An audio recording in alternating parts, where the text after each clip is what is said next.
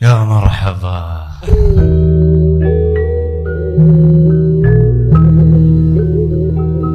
دنیا کی ہر چیز میں اللہ تبارک و تعالی نے اثر رکھا ہوا ہے. جیسے دھوپ میں اثر ہے، سردی گرمی میں اثر ہے، میٹھے میں اور کڑوی چیز میں اثر ہے، ایسے ہی انسان کی بدعمالیوں کی بھی برے اثرات ہوتے ہیں.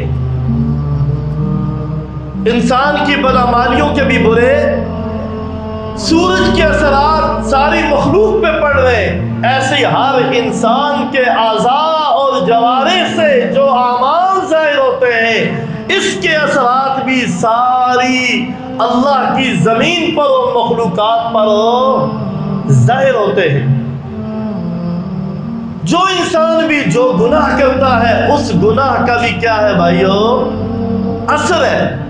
جھوٹ بولا، اس جھوٹ میں ایسا زہر ہے، ایسی بدبو ہے، فرشتہ میلوں کے حساب سے دور بھاگ جاتا ہے. کسی کی بدگوئی کی، غیبت کی، کسی کو تکلیف پہنچائی، ان سارے گناہوں میں بدبودار اثرات ہیں. جیسے دنیا کی ظاہری چیزوں میں اثرات، ایسے ہی انسان کے اعمال میں بھی اثرات ہیں. نیک اعمال کرے گا، اس میں بھی اثرات. الیہ یصعد الکلم الطیب والعمل الصالح یرفع. اللہ تبارک و تعالی کی طرف پاکیزہ کلمات جاتے ہیں. پاکیزہ کلمات جو انسان کی زبان پہ ظاہر ہوتے ہیں، وہ کلمات اللہ تبارک و تعالی کی طرف جاتے ہیں. والعمل الصالح یرفع. عمل صالح، نیک اعمال، یہ بھی اللہ کی طرف بلند ہو رہے ہیں. ہاں، کلمہ طیبہ اور عمل صالح، طیب کلام، پاکیزہ کلام، ذکر، تلاوت، اچھے اخلاق، یہ سارے پاکیزہ کلام ہیں. یہ کدھر جا رہے ہیں بھائی؟ یہ اللہ کی طرف جا رہے ہیں. والعمل الصالح، انسان کا ذاتی عمل جو ہے یہ بھی اللہ کی طرف جا رہے ہیں. اور اسی طریقے سے اور یہ انسان کو پاکیزہ کلمات اور عمل صالح انسان کو بلندیوں کی طرف لے جاتے ہیں.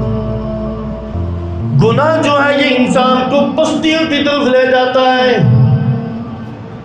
اب دنیا میں مختلف حالات و واقعات رونما ہوتے ہیں.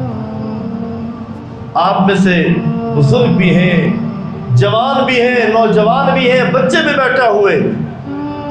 اس دنیا میں نشیب و فراز آئے آتے ہیں. کبھی سختی ہے، کبھی نرمی ہے، کبھی موسمی تغیرات، کبھی وبائیں، کبھی سیلاب، کبھی زلزلے، اور کبھی اللہ کی طرف سے آزمائشیں، کبھی اللہ تبارک و تعالیٰ کی طرف سے قہر و غضب نازل ہو رہا ہوتا ہے. 2005 کا زلزلہ آیا، 1.5 لاکھ سے زائد لوگ دنیا سے چلے گئے. اور اس طریقے سے دنیا میں مختلف جگہ پر زلزلے آتے ہیں، سیلاب آتے ہیں، وبائیں آئی.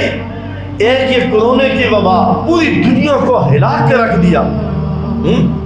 تو یہ آئے روز جو حالات آ رہے ہیں، دوسری طرف اللہ تبارک و تعالیٰ کا حکم ہے، فرمان ہے، افرأیتم الماء الذی تشربون. میرے بندوں مجھے بتاؤ تو صحیح، یہ جو پانی تم پیتے ہو، اانتم انزلتموہ من المزن ام نحن المنزلون. اس پانی کو میں بادلوں سے اتارتا ہوں یا تم اتارنے والے ہو؟ کون ہے بھائی آسمانوں سے پانی برسانے والا؟ کون ہے؟ الم تر ان اللہ انزل من السماء ماء. کہ اے انسان ذرا غور و فکر کر، آسمانوں سے پانی برسانے والا وہ اللہ کی ذات ہے. پھر وہ پانی فسلکہ ینابیع فی الارض، زمین میں چشموں کی صورت میں نکلتا ہے، زرعا مختلفا الوان، وہ زمین کو اس پانی کے ذریعے سیراب کیا جاتا ہے، مختلف قسم کی کھیتیاں مختلف رنگوں میں اللہ پاک پیدا کر رہے ہیں۔ اب یہاں پر تو یہ بیان کیا جا رہا ہے یہ پانی تمہارے لیے کیا ہے؟ اللہ کی نعمت ہے۔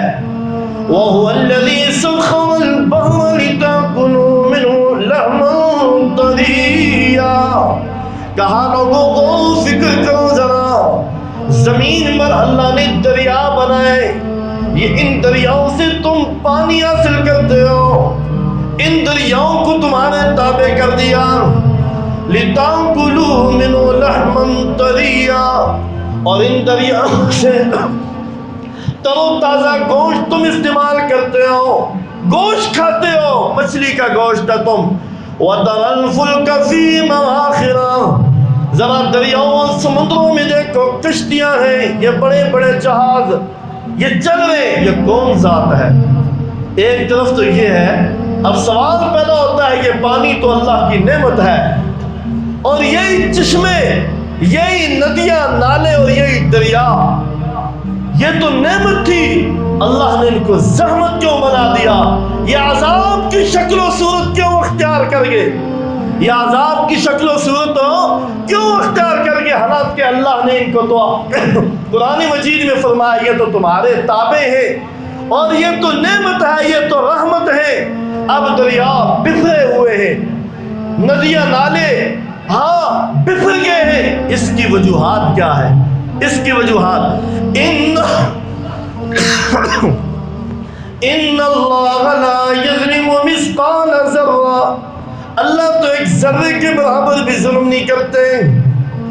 وَلَوْ يُؤَاخِذُ اللَّهُ النَّاسَ بِظُلْمِهِمْ، اگر اللہ پکڑنے پہ آئے ایک ایک گناہ کے بدلے میں پکڑے، اس روئے زمین پہ کوئی انسان ہو نہ بچے۔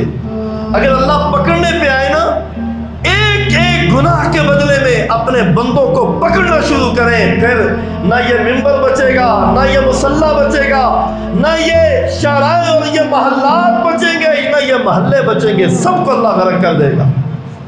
لیکن وہ بڑا کریم ہے، مہربان ہے، ہاں وہ بڑا رحمان ہے، رحم کرنے والا ہے۔ کبھی کبھی وہ اللہ ہاں آزمائش امتحان کے لیے بعض جگہ پہ ہاں عذاب کی صورتیں لاتا ہے، تاکہ میرے بندے بندے بن کے زندگی گزارے، تاکہ میرے بندے بندے بن جائیں۔ ہاں، اور اگر پھر بھی یہ باز نہیں آتے، اگر وہ چاہتا جیسے پہلی قوموں کو اس نے صفحہ ہستی سے مٹا دیا، جتنی بھی قومیں آئی جن پر عذاب آئے پوری کی پوری قوموں کو اللہ نے صفحہ ہستی سے مٹا دیا۔ لیکن میرے اور آپ کے آقا جناب نبی کریم صلی اللہ علیہ وسلم کی بعثت ہوئی، دنیا میں تشریف لائے، فرمایا وَمَا أَرْسَلْنَاكَ إِلَّا رَحْمَةً لِّلْعَالَمِينَ، میرے محبوب ہم نے آپ کو ساری دنیا کے سارے انسانوں کے لیے رحمۃ للعالمین بنا کے بھیجا۔ حضور کے جسم مبارک کی برکت اتنی، فرمایا حضور کی برکت سے اب اس روئے زمین پہ اللہ ساری کے سارے انسانوں کو ہلاک نہیں کریں گے۔ حضور کی برکت سے یہ سارے ہم بچے ہوئے، حضور اکرم صلی اللہ علیہ وسلم کی برکت سے، بعثت سے۔ وَمَا كَانَ اللَّهُ لِيُعَذِّبَهُمْ وَأَنْتَ فِيهِمْ، اے میرے محبوب میری شان کے لائق نہیں ہے جہاں پہ آپ ہوں، وَأَنْتَ فِيهِمْ، میں وہاں کے لوگوں کو عذاب دوں۔ جہاں آپ موجود ہوں گے وہاں پر عذاب نہیں آئے گا۔ اور اگر آپ دنیا سے پردہ فرما رہے، حضور کے اقوال موجود، حضور کی باتیں موجود، حضور کی زندگی موجود، حضور کی سنتیں موجود، جس محلے میں، جس گھر میں، جس علاقے میں میرے محبوب صلی اللہ علیہ وسلم والی زندگی ہوں گی، حضور کی سنتیں ہوں گی، مسلمانوں کی شکل و صورت حضور جیسے ہوگی، مسلمانوں کا لباس اللہ کے نبی جیسا ہوگا، رہن سہن اللہ کے نبی جیسا ہوگا، فرمایا وہاں پہ اللہ عذاب نازل نہیں کرتے، وہاں پر اللہ کا عذاب ہو۔ پتہ چلا جس علاقے و بستی سے اللہ کے نبی کے طریقے نکل گئے وہاں پھر کیا آئے گا؟ بھائی قرآن مجید ہے، میری اپنی ذاتی باتیں تو نہیں ہے یہ نا۔ جہاں پہ حضور اکرم صلی اللہ علیہ وسلم والی زندگی نہیں ہوگی، حضور والا لباس نہیں ہوگا، حضور والا چہرہ نہیں ہوگا، شکل و صورت نہیں ہوگی، وہاں پر کیا آئے گا بھائیو؟ عذاب آئے گا زلزلوں کی صورت میں، سیلاب کی صورت میں، جہاں بے حیائی، فحاشی، عریانی عام ہوگی، لین دین سودی ہوگا، رشوت کے بازار گرم ہوں گے اور بدکاری عام ہوگی، وہاں پر پھر کیا آئے گا؟ فَكُلًّا أَخَذْنَا بِذَنبِهِ۔ ساری بات قرآن مجید سے انشاءاللہ ہوگی۔ تو اللہ پاک فرماتے ہیں میں ان کو پکڑتا ہوں ان کے گناہوں کی وجہ سے۔ فَكُلًّا أَخَذْنَا بِذَنبِهِ، فرمایا ہر ایک کی جہاں پر بھی پکڑ ہوتی ہے، یہ کس وجہ سے ہوتی ہے بھائیو؟ گناہوں کی وجہ سے یہ پکڑ ہوتی ہے۔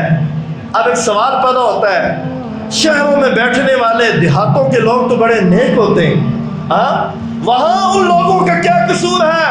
بلوچستان والوں کا، سندھ والوں کا، اکثر لوگوں کے ذہنوں میں یہ سوال، آج کل سوشل میڈیا کا زمانہ ہے اور یہ بحث چل رہی ہے، چور ڈکیت آج سیاست میں ایک دوسرے کے اوپر طنز و تشنیع کرنے والے ظالم تو یہاں بیٹھے ہوئے ہیں، اور رگڑے تو وہ لوگ گے۔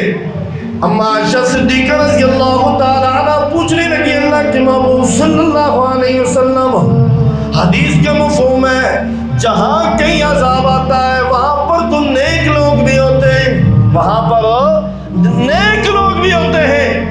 اللہ کے محبوب صلی اللہ علیہ وسلم نے فرمایا ایک زمانہ آنے والا ہے، بیت اللہ میں ایک شخص ہوگا اور اس شخص کے ساتھ مقابلہ کرنے والا لشکر آئے گا، بیداء کے مقام پہ ہوگا۔ بیداء یہ مکہ مکرمہ اور مدینہ منورہ کے درمیان ایک جگہ ہے۔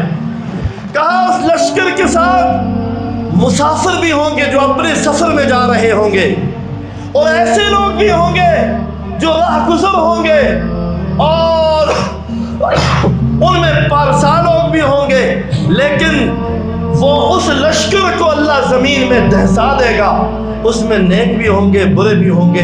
بعض وہ لوگ جو اس شخص کا مقابلہ کرنے کے لیے حرم میں آئے لیکن ان کے ساتھ راستے میں آتے جاتے کئی قافلے ملیں گے، ان کا ارادہ بھی نہیں ہوگا، لیکن اللہ اس لشکر کو زمین میں دہسا دے گا، اور یہاں پر تو پکڑ ہوئی گناہوں کی وجہ سے جو نیک لوگ قیامت کے دن اٹھیں گے اپنی اپنی نیتوں پہ اٹھیں گے۔ وہ ایک محاورہ مشہور ہے نا، کہتے ہیں جی خوش کے ساتھ تر بھی وہ بھی گیا۔ اس وجہ سے جو عذاب آتے ہیں یہ سب کے قصور جو ہیں ان کی وجہ سے نیک بھی اس میں شامل ہو جاتے ہیں، لیکن قیامت کے دن کہ دنیا دار العمل، آخرت دار الجزا ہے۔ آخرت کیا ہے بھائیو؟ دار الجزا ہے۔ تو اس وجہ سے وہاں پہ بدلہ دیا جائے گا نیکوں کو، وہاں پر بدلہ دیا جائے گا نیکوں کو۔ اس وجہ سے میرے بھائیو آج جو پورے ملک کے حالات ہیں یہ ہماری بدعمالیوں کا نتیجہ ہے۔ ہم نے اپنے رب کو ناراض کیا ہوا ہے۔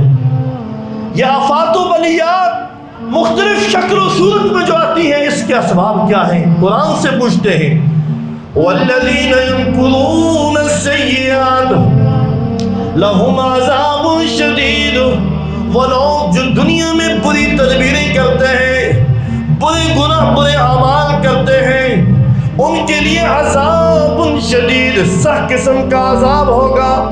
سخت قسم کا کیا ہوگا بھائیو؟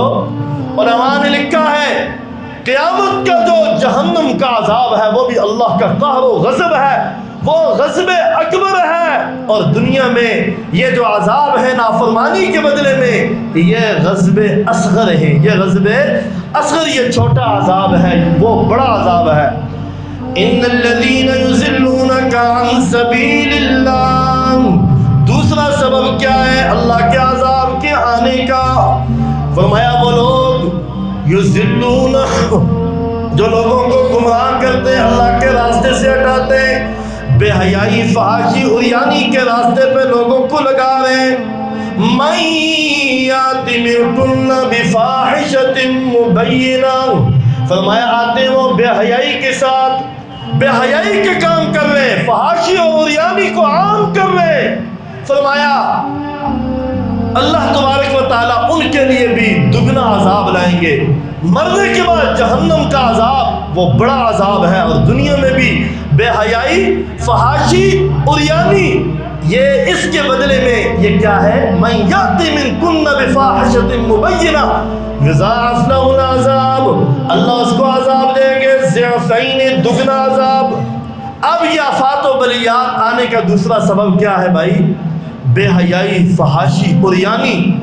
اور تیسرا سبب قرآن مجید نے بیان کیا، ان الذين يحبون ان تشيع الفاحشة في الذين آمنوا لهم عذاب أليم.